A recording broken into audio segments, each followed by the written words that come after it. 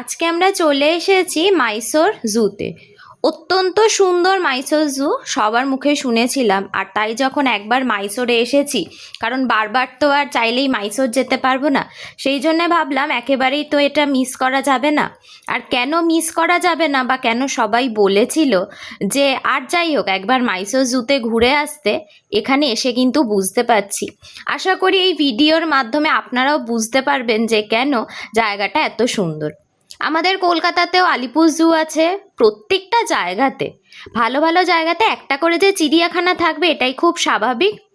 আর এটা সবার একটা খুব ইন্টারেস্টেড জায়গা, বিশেষ করে বাচ্চাদের জন্য, যে নানান ধরনের তারা পশু পাখি দেখতে পায়, তাদের ভ্যারিয়েশন কত রকমের হতে পারে সব কিছু। কিন্তু এখানে এসে একটু কিছু যেন আমার আলাদা মনে হয়েছে। হতে পারে সেটা এখানকার স্ট্রাকচারের জন্য, হতে পারে এদের অ্যারেঞ্জমেন্টের জন্য, কারণ এখানে যা যা আছে আমি দেখলাম পশু পাখি বা যত ভ্যারাইটি এখানে রাখা আছে সেটা অন্যান্য জায়গার থেকে একটু বেশি, এবং তাদের যে প্লেসটা দেওয়া হয়েছে, যেরকমভাবে তাদেরকে রাখা হচ্ছে যে জায়গাগুলোতে, অত্যন্ত সুন্দরভাবে, যাতে তারা নিজেরা নিজেদের মতন করে থাকতে পারে।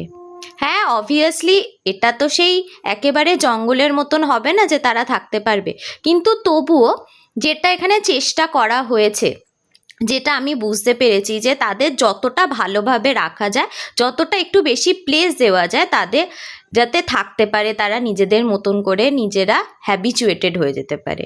আর এখানে কিছু কিছু জিনিস এই ভিডিওতেই আপনারা দেখতে পারবেন যে সত্যি তারা কতটা সুন্দরভাবে হয়তো আনন্দের সাথেই এখানে আছে, বা তাদেরকে যেহেতু ফিল করানো হয়নি যে তারা একটা বন্দি কোনো জায়গায় আছে, হয়তো সেই জন্যই নিজেরা নিজেদের মতন করে ছিল।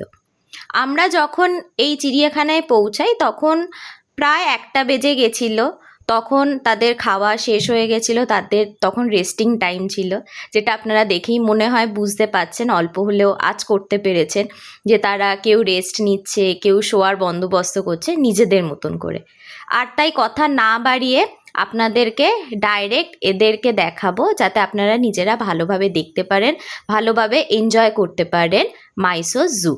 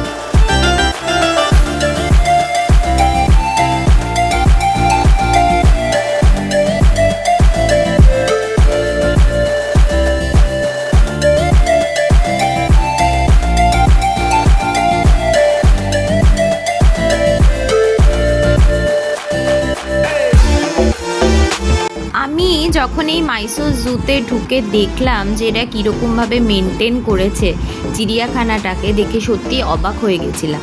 কারণ আমরা যেটা দেখি যে একটা চিড়িয়াখানা থাকবে, সেখানে নানান ধরনের পশু পাখি থাকবে, ম্যাক্সিমাম কটা করে থাকবে, 1টা 2টো কি 3টে করে থাকবে। কিন্তু এই চিড়িয়াখানায় গেলে আপনারা কিন্তু সেটা দেখতে পাবেন না। যেমন ধরুন হরিণের ক্ষেত্রেই আমি বলছি, এক্সাম্পল দিই, হরিণ বা নীলগাই যাই হোক না কেন, এরা যেটা রেখেছে সেটা কিন্তু প্রচুর পরিমাণে রেখেছে। ধরুন একটা যদি এরা নীলগাইও রাখে, সেটা বেশ 5-6টা রেখেছে, বা যখন হরিণ রেখেছে সেই পরিমাণটা কিন্তু অনেকটা বেড়ে গেছে, সেটা 25টার বেশি হয়ে গেছে। আর খুব স্বাভাবিক কথা, বিশেষ করে যখন আমরা এরকম বন্য প্রাণী রাখি, বা যেসব প্রাণীরা বনে থাকে তাদেরকে অনেকটা বেশি আমাদের জায়গা দিতে হয়। এবার যখনই সেটা 20-25টা বা তার বেশি হয়েছে, সেখানে কিন্তু এদের জায়গাটাও প্রচুর লেগেছে, আর এরা সেটা প্রোভাইডও করেছে। বিশাল বড় জায়গা আছে, সেখানে এরা হরিণ রেখেছে। কিন্তু আপনাদের কিন্তু দেখতে অসুবিধা হবে না যে বিশাল বড় জায়গা আমি কোথা থেকে দেখবো বা ভালো করে ভিউটা পাবো কি না। এরা এত সুন্দরভাবেই সেটাকে মেনটেন করেছে, এবং কনস্ট্রাক্ট করেছে জায়গাটা, যে আপনি যেদিক দিয়েই যান না কেন আপনাদের চোখে এই হরিণের জায়গাটা পড়বে এবং আপনারা দেখতে পাবেন যে ঠিক কতটা বিশাল জায়গা জুড়ে হরিণরা আছে। আপনারা নিশ্চয়ই জানেন যে মেনলি আমরা যদি হাতি বলে থাকি তাহলে সেটা দু ধরনের হয়, একটা হচ্ছে এশিয়ান এলিফ্যান্ট, আরেকটা হচ্ছে আফ্রিকান এলিফ্যান্ট। আর মাইসোর জু বা এই চিড়িয়াখানায় এলে কিন্তু আপনারা একই সাথে দেখতে পাবেন এশিয়ান এলিফ্যান্ট, যেটা এখন দেখতে পাচ্ছেন, এবং এরপরেই আপনারা ভিডিওতে দেখতে পাবেন যে আফ্রিকান এলিফ্যান্ট, যার দাঁত অত্যন্ত বিখ্যাত এবং সেটাকেও কীরকমভাবে এরা রেখে দিয়েছিল। আর আমরা এখানে এসে একসাথেই তাদের দুজনের দেখা পেয়েছিলাম, আর খুব সুন্দরভাবে।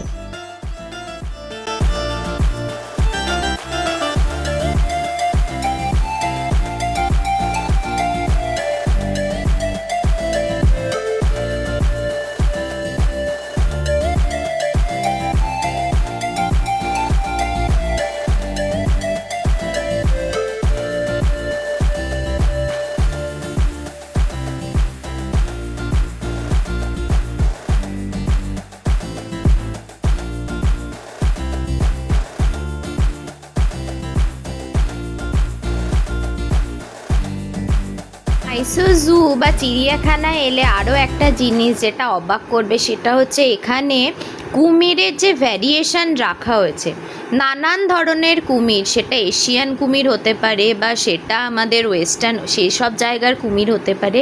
যত ধরনের ভ্যারাইটি আছে কুমিরের বা ঘড়িয়াল, সেগুলো কিন্তু এখানে রাখা হয়েছে এবং অত্যন্ত যত্ন সহকারে তাদেরকে রাখা হয়েছে। এখানে মানে এসে জানতে পেরেছি যে কত ধরনের কুমির হতে পারে, ঘড়িয়াল হতে পারে। হয়তো বইয়ের পাতায় পড়েছি, কিন্তু পড়া এবং চোখে দেখা এই দুটোর মধ্যে তো প্রচুর পার্থক্য আছে, আর সেই পার্থক্যটা যে কতটা বড় সেটা হয়তো এখানে না এলে বুঝতে পারতাম না।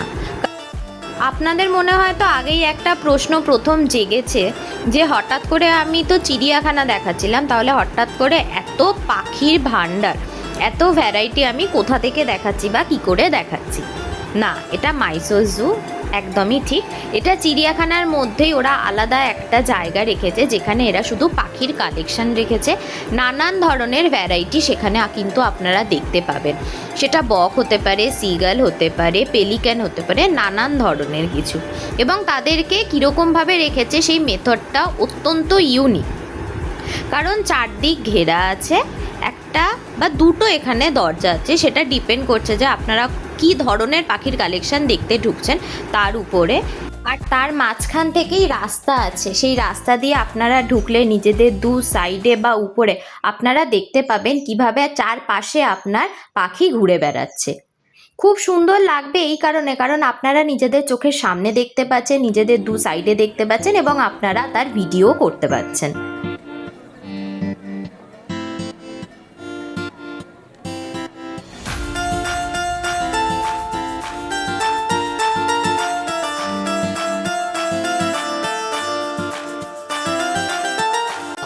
আপনাদেরকে অভ্যর্থনা জানাবে না আমাদের ময়ূর, তা কি হতে পারে? তা কিন্তু একদমই না, কারণ এখানে ময়ূরও আছে। আর যে শুধু রঙিন ময়ূর তা না, তার সাথে সাদা ময়ূরও কিন্তু আপনাদের জন্য এখানে অপেক্ষা করবে। দুজনকেই যেহেতু একই সাথে একই জায়গায় রাখা হয়েছে এবং তাদের যে বিচরণ অবাধ, আশা করি ভিডিওতে বুঝতে পারছেন দেখেই, তার মানে বুঝতেই পাচ্ছেন যে তারা কতটা আনন্দে থাকে বা তাদেরকে কতটা ভালোভাবে এরা রেখেছে, এরা কত ভালোভাবে মেনটেন করেছে। আর তার সাথেই আছে অস্ট্রিচ। হ্যাঁ, এখন আপনারা যেটা সামনে দেখছেন সত্যি তাই, এখানে কিন্তু অস্ট্রিচেরও দেখা মিলবে অন্যান্য নানান ধরনের পাখির সাথে।